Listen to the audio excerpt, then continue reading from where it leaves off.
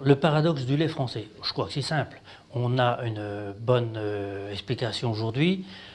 On a des producteurs de lait qui sont payés sur la base de 340 € aujourd'hui sur l'année 2013, c'est ce qui semble se dessiner, alors qu'en contrepartie, on a une envolée du marché, entre autres des produits industriels, qui en juillet 2013 justifieraient plus un prix de base de 370 €.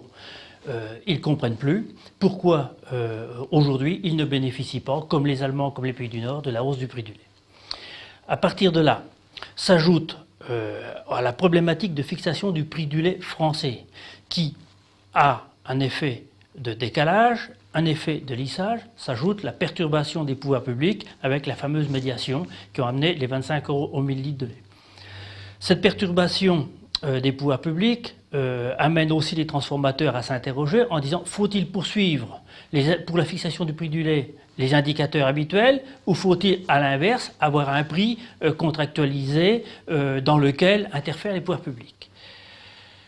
Deuxième paradoxe, on a des producteurs de lait français qui sont dans un état de morosité. Pourquoi? Parce que leurs trésoreries sont difficiles, les coûts alimentaires ont été élevés, ils ont des interrogations sur les stocks fourragers actuellement. Ils pensent plutôt à réduire quelque part la production laitière, alors qu'en contrepartie, on leur offre des allocations provisoires qui vont de 6 à plus de 10% aujourd'hui. On leur propose, vu le marché mondial, des prix porteurs sur fin 2013, premier semestre 2014, et on assiste inversement à des producteurs qui sont plus axés sur la réduction des volumes, voire des cessations laitières dans certaines régions, alors qu'on a une période face dans laquelle on pourrait produire, s'engager et profiter finalement de l'Eldorado.